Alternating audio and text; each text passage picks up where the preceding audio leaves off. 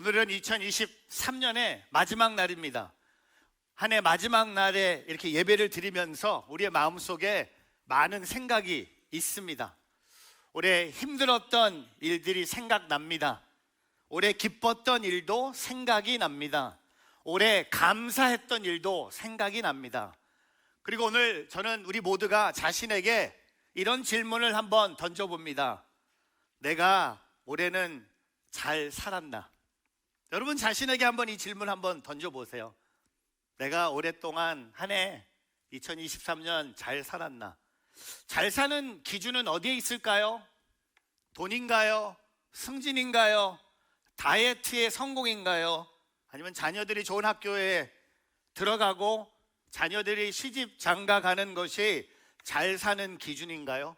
오늘 우리가 읽은 에베소서 5장은요, 그리스도인이라면, 우리가 예수를 따르는 주님의 자녀라면 그리스도인들에게는요, 잘 사는 기준이 세상의 기준과 달라야 된다는 것을 얘기하고 있습니다.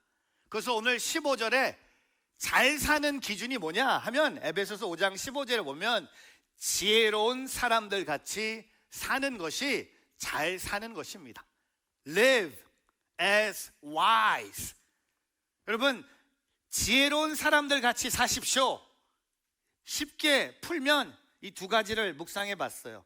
하나님께 축복을 받은 사람들처럼 사는 것이 지혜로운 사람들 같이 사는 모습입니다. 두 번째는요, 하나님께 구원받았다면, 하늘의 시민권을 받았다면 천국의 기업을 받는 사람답게 사는 것이 오늘 에베소서 5장 15절에 말하고 있는 지혜로운 사람들 같이 사는 것입니다.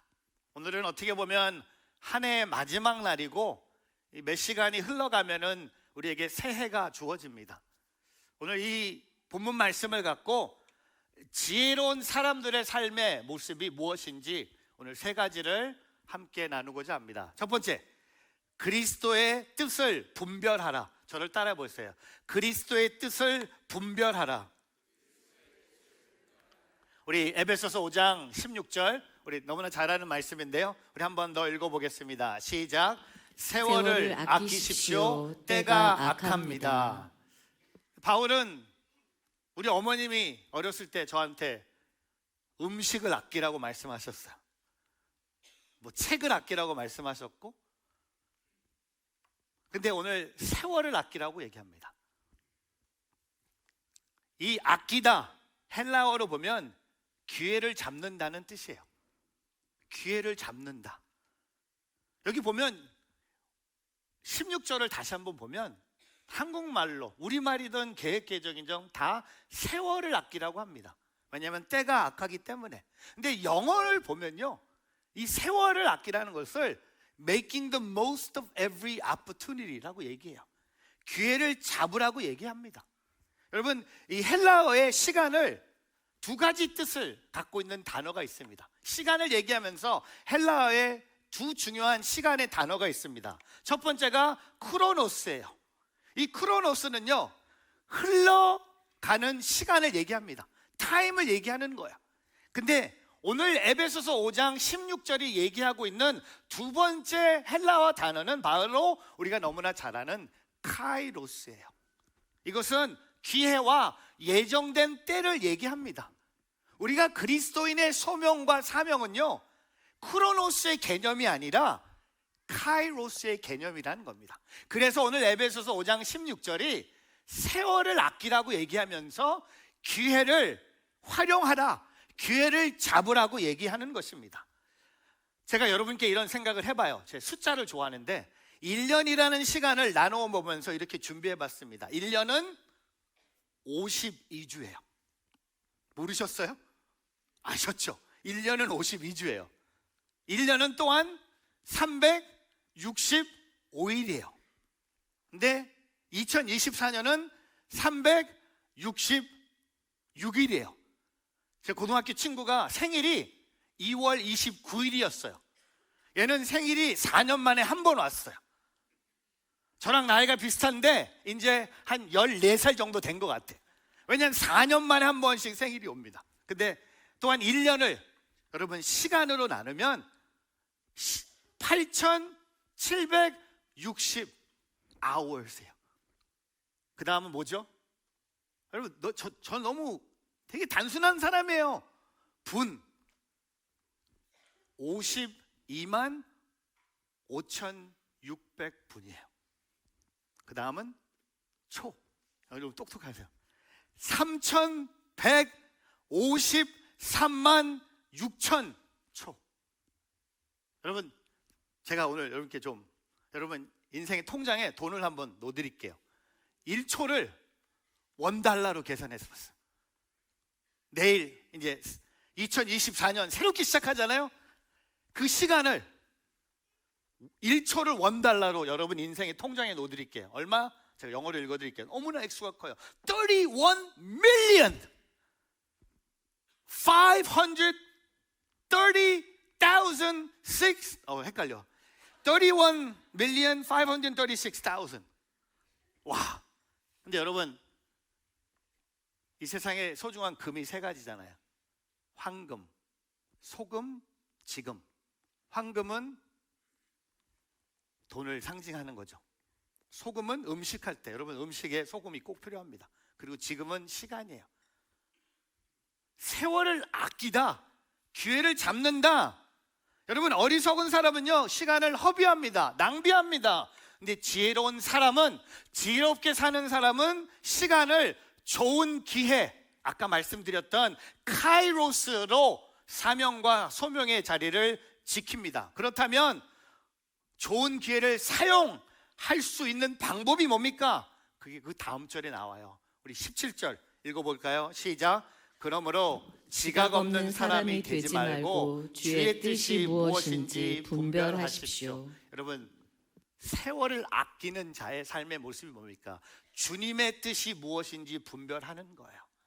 나의 뜻이 무엇인지 분별하는 게 아니라 우리 부모의 뜻이 무엇이고 목사님의 뜻이 무엇인지 분별하는 것이 아니라 주님의 뜻. Understand what the Lord's will is. 여러분, 삶과 목적과 방향이 상실됐을 때는요, 주님의 뜻을 분별하지 않을 때는요, 우리는 게으른 자가 되는 거예요.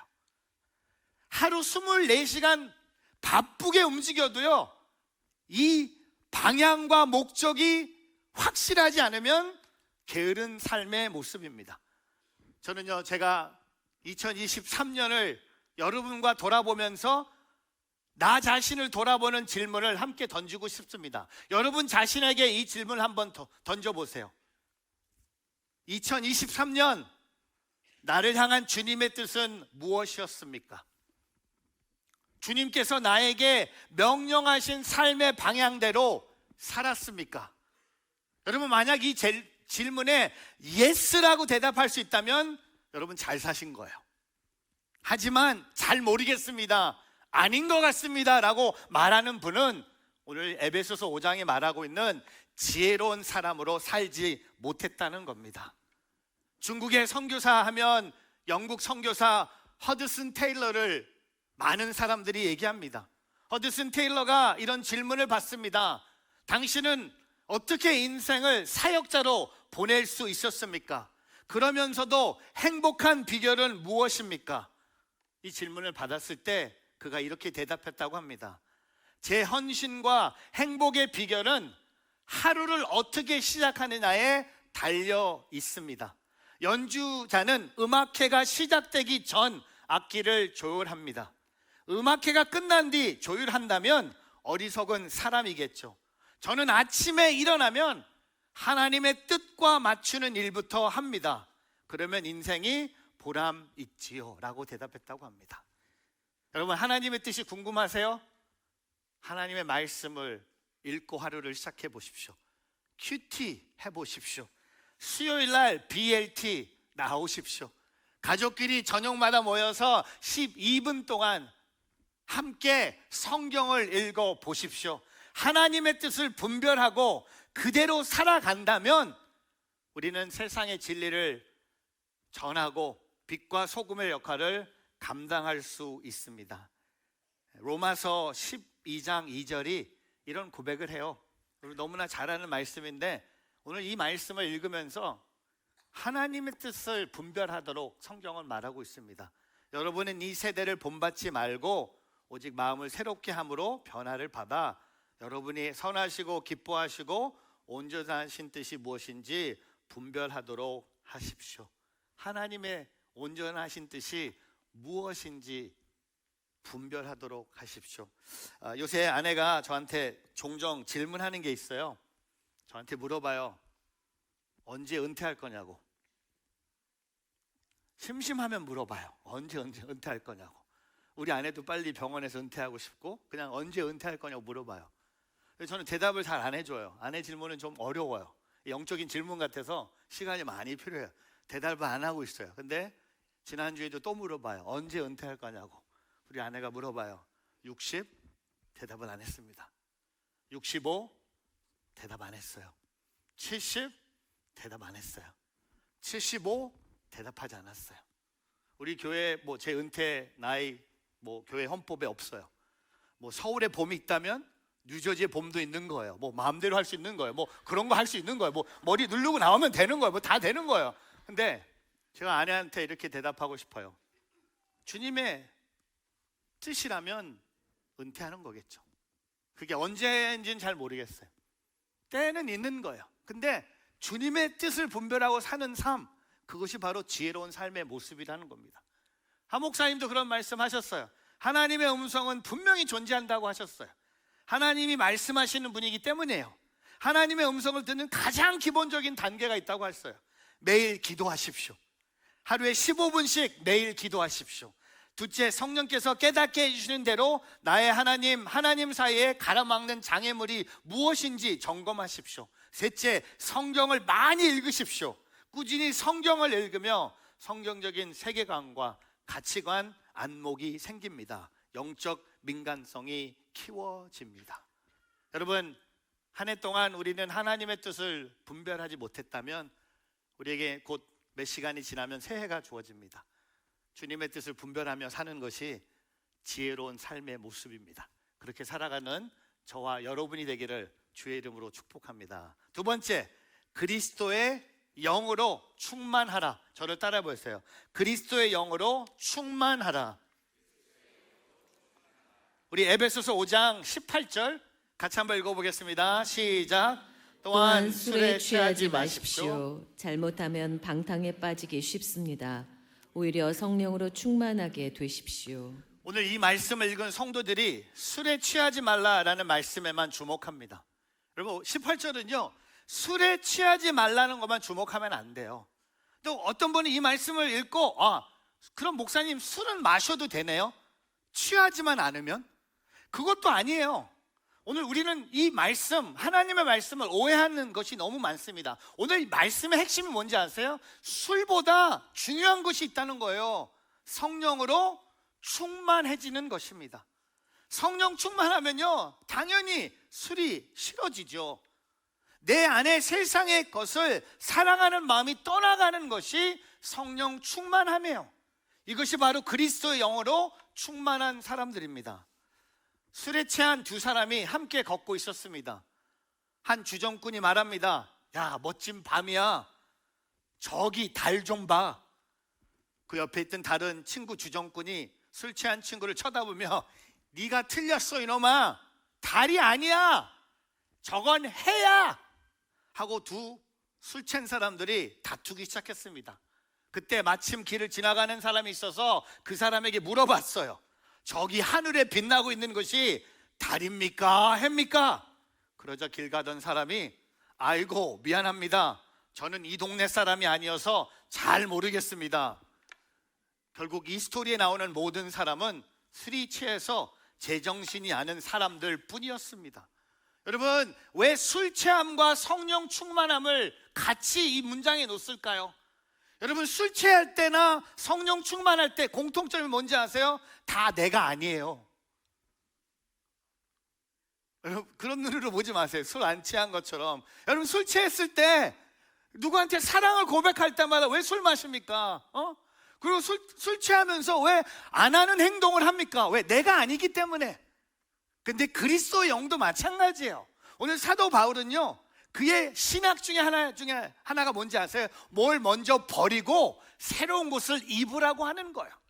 오늘 술 취함의 삶에 세상적인 삶을 버리고 성령 충만함의 삶을 사는 것이 지혜로운 사람들의 삶의 모습이라는 겁니다. 어떤 분이 목사님, 사람은 평생 안 변하더라고 얘기해요. 그래서 제가 아니요, 사람 변해요. 사람 변합니다. 여러분, 우리가 그 흔적이 아니에요? 우리가 그 증인이 아닙니까? 성령님이 내게 임하면, 성령의 영이 영과 진리로 임하면 내가 변하는 거예요. 내년도 저희 온누리교회 표어가 그리스도의 담대한 증인이에요. A bold witness for Christ. 제가 오늘 저녁 송구영신 설교를 준비하는데, 와, 이 설교 준비 한 사도행전의 마지막 장의 마지막 절을 한 절을 한 일주일 동안 묵상했어요. 근데 묵상하면서 키 단어를 잡았어요. 그게 여러분 너무 이따 얘기할 텐데, 사도행전 마지막 장의 마지막 절의 마지막 단어가 오늘 키워드가 됐어요. 그게 뭔지 아세요? 이따 얘기해 드릴게요. 이따 오세요. 근데 미리 조금 얘기해 드릴게요. 그 단어가 거침없이. 제가 이 거침없이 이 단어를 일주일 동안 묵상한 거야. 거침없이. 딱 두 가지 생각나더라고요. 내년도 우리 거침없이 예배하자. 그리고 내년도 우리 거침없이, 선교라는 단어가 생각이 안 났어요. 전도가 생각이 났어요. 우리 교회 선교 참 많이 해요. 쿠바 영상 감동. 그 하나님 선하시다라는 곡을 제가 11월 달에 쿠바 선교사님한테 가르쳐 줬어요. 그리고 선교사님은 가자마자 이 찬양을 쿠바에 있는 옛사랑 아이들에게 한국말로 가르치고 또한 스페니쉬로 통역을 해서 하나님 선하시다 이 찬양을 스페니쉬로 부르고 있어요. MR이 필요하다고 해서 이덕주 목사님이 녹음해서 파일로도 보내줬어요. 여러분, 성령 충만한 자의 삶의 모습이 뭔지 아세요? 다른 사람에게 그리스도를 전하는 것이 성령 충만함의 삶의 모습이라는 겁니다.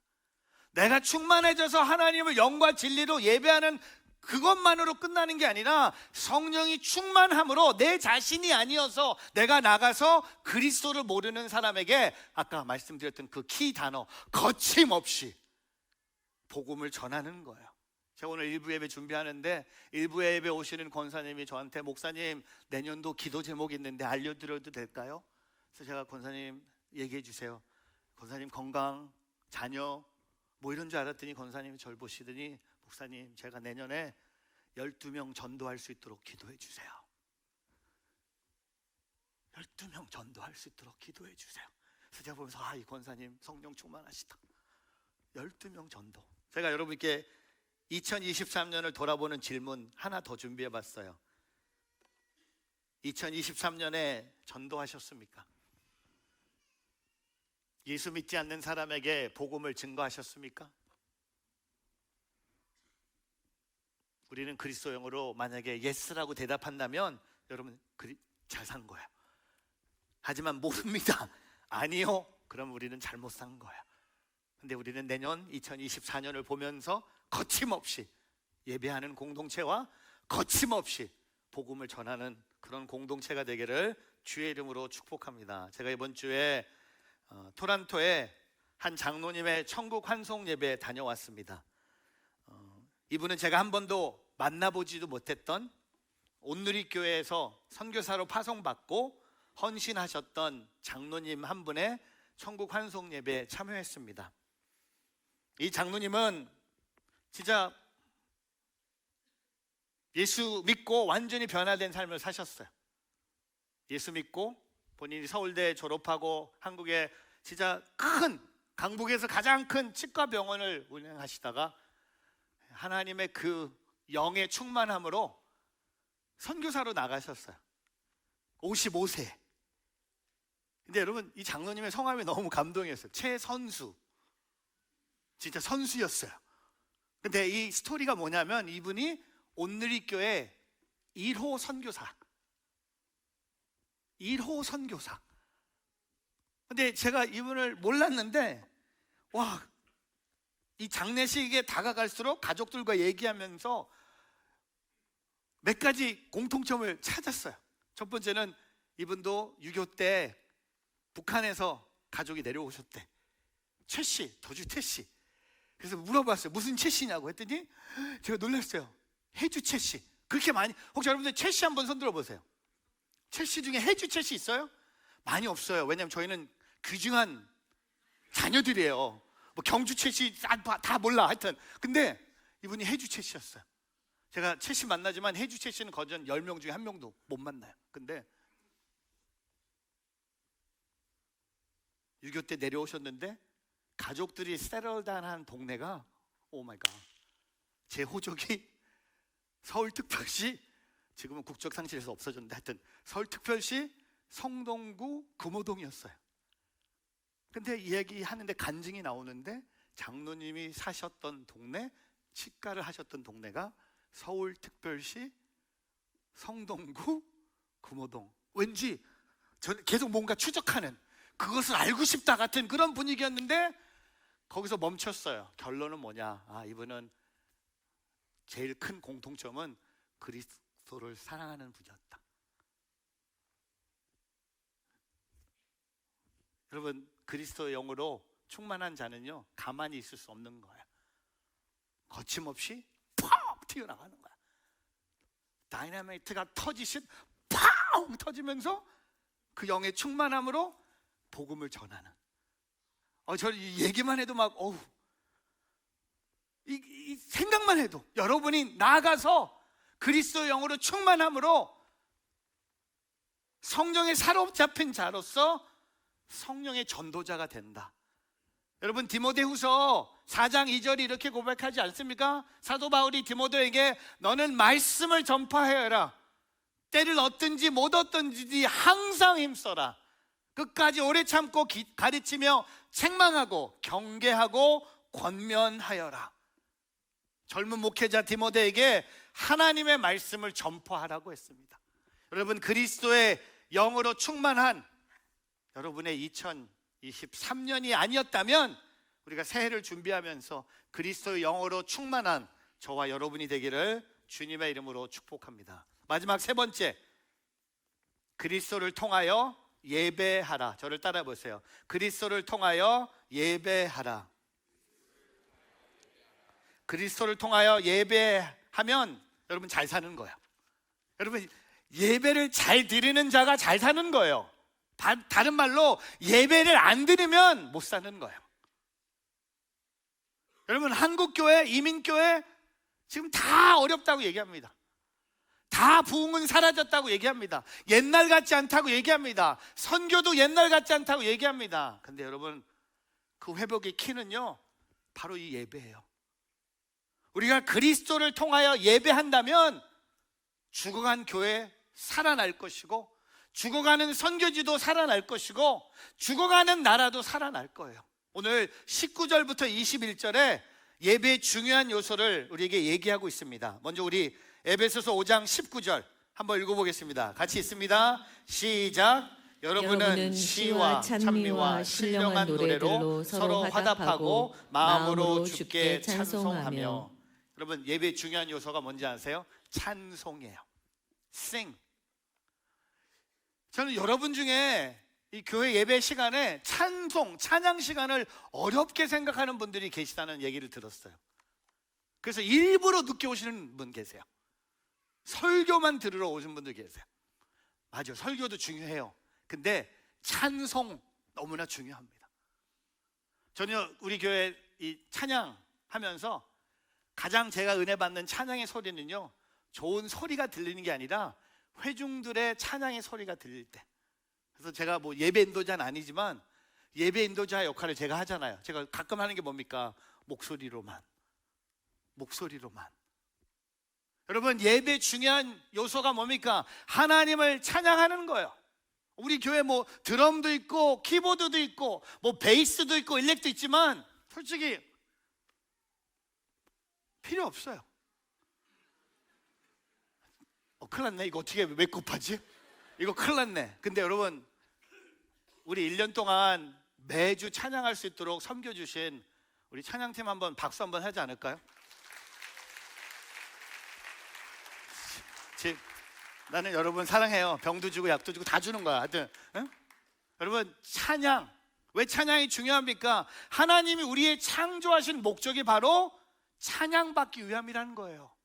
이사야서 43장 21절에 이런 고백을 해요. 이 백성을 내가 찬양하게 하려고 내가 손수 만든 사람들이다. 여러분 이거 헷갈리면 안 돼요. 이 백성은 돈 벌기 위해서, 행복하기 위해서, 잘 살기 위해서, 승진하기 위해서, 아니요, 하나님을 찬양하기 위해서 하나님께서 손수 만드신 사람들. 여러분 옆에 있는 사람 보세요. 이렇게 얘기해 주세요. 왜 찬양의 소리가 안 들립니까? 한번 질문해 보세요. 왜 소리 안 내냐고. 따져보세요. 왜 소리 안 내냐고. 왜 짜증내고. 왜 세상 얘기만 하고. 찬양의 소리.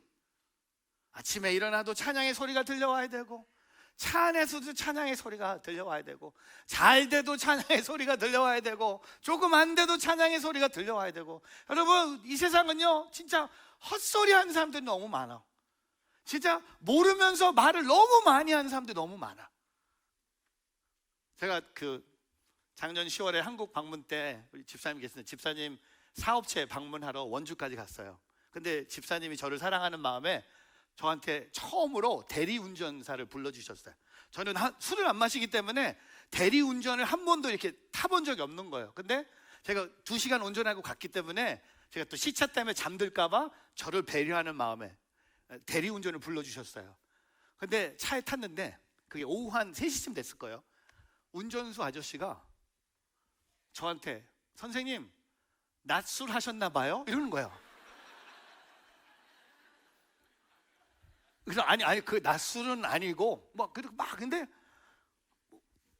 이분은 내가 낮에 술을 마셔도 아니 술을 마신 것도 아니고 내가 부른 것도 아니고 누가 그냥 설명 그냥 아니에요 술 안 마셨어요. 그러고 읽고, 대리운전의 목적은 뭡니까? 손님이 잘 자게 해주는 게 목적인데, 제가 좀 멀리 온 사람처럼 들렸는지 선생님 멀리서 오셨나 봐요 하면서 얘기를 시작하시면서, 제가 이제 미국에서 왔다고 하니까 저는 이제 자고 싶었거든요.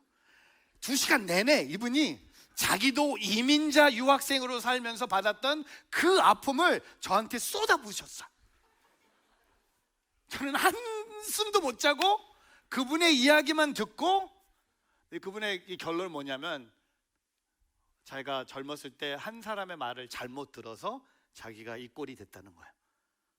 그래서 선생님이 어때서요? 오늘 좋은 일 해주셨습니다. 그리고 제가 그 팁 주면서 잘 사십시오. 그리고 마지막으로 하고 싶었어요. 저 술 절대 안 마셨어요. 저 목사예요. 이렇게 얘기하고 싶었는데 제가 느꼈어요. 이 성령으로 충만하지 않고 예배를 드리지 않는 사람은 이상한 얘기한다. 여러분 귀를 기울이고 들어야 될 사람들은요, 예배를 잘 드리고 하나님 잘 섬기는 사람 얘기 들어야 돼요. 헛된 사람 얘기 듣지 마세요. 전문가 필요 없어요. 다른 사람의 조언 듣지 마세요. 하나님 말씀만 들으세요. 찬양함으로 그 예배의 소유. 두 번째가 뭡니까? 20절 같이 있습니다. 우리 주 예수 그리스도의 이름으로 모든 일에 항상 하나님 아버지께 감사. 두 번째 뭡니까? 감사해요. 이 예배의 요소가 찬양만이 아니라 감사. 여러분 감사하세요? 전 감사한 게 너무 많은데, 감사한 한 해가 아니었습니까? 여러분 진짜 감사하지 않아요? 아니었어요? 2명만 감사, 나머지 너무 좀 힘들었어요? 하나님 앞에 좀 할까? 좀 해볼까요? 우리 한번 다 하나님 앞에 가서 그냥 들고 나갈까요? 탱크 밀까요? 하나님 앞에? 하나님 왜 이렇게 힘들게 해주셨어요? 여러분 힘든 것만 보지 마세요. 힘들었을 때 하나님이 함께 하심을 보세요. 어려운 것만 보지 마시고 어려울 때 내가 의지할 수 있는 하나님을 보세요. 부족한 것만 보지 마시고 부족한 것보다 채워주셨던 하나님을 생각해 보세요. 제가 오늘 2023년 마지막 주일 예배를 저 자리에서 드리면서 저는 결론을 이거예요. 하나님은 선하시다. 하나님 감사합니다. 우리 교회 감사하고 성도님들 감사하고 교회 모든 것에 감사합니다. 우리 교회가 완벽하지 않아요. 교회 문제 있어요. 교회 어려움들이 있어요. 성도들 사이에 투덜투덜해요. 근데 결론은 뭡니까? 하나님 감사합니다. 감사합니다. 그리고 오늘 세 번째, 5장 21절 같이 있습니다. 그리스도를 그리스도를 경외함으로 서로 복종하십시오. 복종하십시오. 하나님 앞에 겸손, 바로 복종이에요.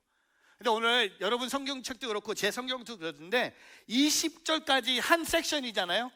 21절에 가서 갑자기 그리스도를 경외함으로 서로 복종하라고 합니다. 이 에베소서 5장은요, 제가 결혼할 때 주례하셨던 김남수 목사님이 주신 말씀이에요. 에베소서 5장 22절부터 시작하셨어. 22절이 뭔지 아시죠? 여러분 아실 거예요. 아내들이요, 남편에게 복종하기를 주께 순종하듯 하십시오. 아내들이요, 아멘 하세요. 왜 안 해? 마지막 날 한 번만 더, 한 번만 더. 오래. 아내들이요, 남편에게 복종하기를 주께 순종하듯 하십시오. 아멘. 남편들이요, 아내 사랑하기를 그리스도께서 교회를 사랑하시고 교회를 위해 자신을 내어주심 같이 하십시오. 남편들 아멘 하세요. 근데 저는 제가 결혼할 때 목사님이 21절을 얘기 안 했어. 전 처음부터 좋았어. 남편아, 예, 안 해요 했는데 오늘 핵심 구절이 뭔지 아세요? 21절이에요. 부부관계가 내가 남편과 아내로서 그리스도를 경외함으로 서로 복종하면 그 부부는 깨질 수가 없는 거야. 또한 그게 어디까지 갑니다. 6장에 가면 뭡니까? 부모와 자녀의 관계예요. 부모와 자녀의 관계도요, 그리스도를 경외함으로 서로 복종하면 부모와 자녀의 관계 문제가 없어요. 상담사 필요 없어요. 우리 고은이 일 못해. 제가 요새 제 큰딸, 둘째 딸 보면서 참 은혜를 많이 받습니다. 저는 우리 딸들 일 못할 줄 알았어요. 저는요, 요새 너무 깜짝 놀래. 제 큰딸은요, 집에서 5시 50분에 나가요. 뉴저지에서 저 멀리 브롱스에 있는 험한 병원에 가서 자기 작은 사무실에서 병원에 있는 환자들을 상담하는 일을 하고 있어요. 5시 50분에 튀어나가.